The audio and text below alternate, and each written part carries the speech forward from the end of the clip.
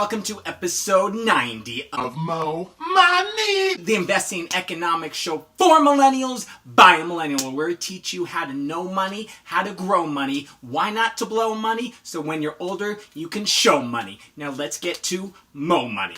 It's that time of year again, tax season, so hopefully you've all gotten around to filing your tax returns. But the thing is, tax return money is not free money given to you by the government. Tax return money is the money that you were overtaxed during the rest of the year. It's essentially an interest-free loan that you gave to the government so they could run off and spend millions of dollars on crab legs and lobster tails. So although you may get a $1,500 or $2,000 tax refund check, and of course, that's going to feel awesome because for most people, that's an entire paycheck. Just remember, that's $100 a month that you didn't have during the year when you needed that oil change, or you needed a new winter jacket, or you could have gone seen Drake in concert. But anyways, that's a discussion for another time.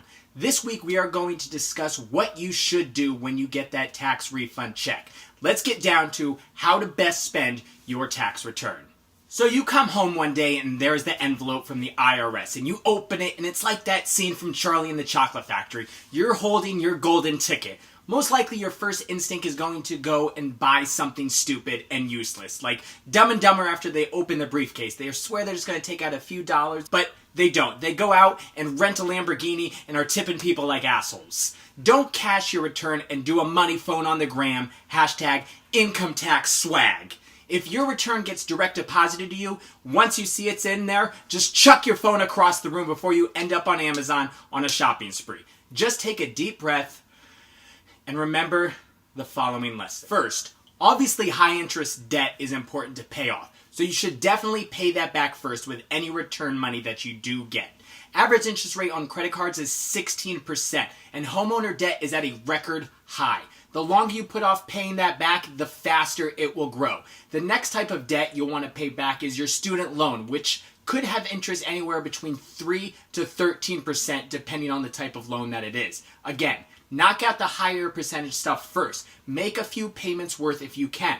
You don't have to put your entire paycheck towards paying off one or the other, because if you don't pay off both at the same time, whichever one you're ignoring will come back to bite you in the ass in a form of a default or a much higher balance than you remembered. Second, after you pay off your high interest debt, you'll want to start an emergency fund. Financial experts all suggest having anywhere between 3 to 6 months saved up in an emergency fund. A survey showed that 40% of Americans can't come up with $400 for an emergency expense. Having 3 to 6 months emergency funds will help in any case if you're fired, or you're laid off, or you decide to quit and look for a new job. The Nest Fund will allow you not to be stressed out about your finances. 78% of workers live paycheck to paycheck, and that's not good.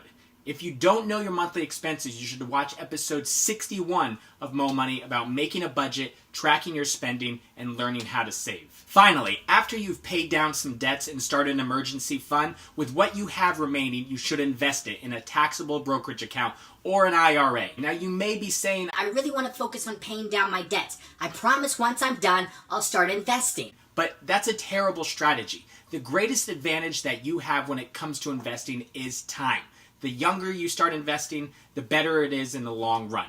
Look at Warren Buffett. That guy made over 90% of his fortune after the age of 50, but he started when he was just a teenager. I've always said, even if it's $20 or just $30 in a retirement account, in the long run, those small investments could add up to a couple $1,000s difference when it comes to retirement. Bottom line, I know it's tempting to take a tax return and see it as a mini lottery, wanting to treat yourself. But remember, it is money that was withheld from you during the rest of the year. It is not extra money that the government has decided that you have earned for working so hard this year. That is why you should not view your tax return as sort of a lottery winning. Rather, you should view it for what it is, your money that was overly taken from you that you are now getting back. If you want to buy things to treat yourself, like new clothes, a vacation, etc., then that money should either come from an increase in your income or a decrease in your expenses.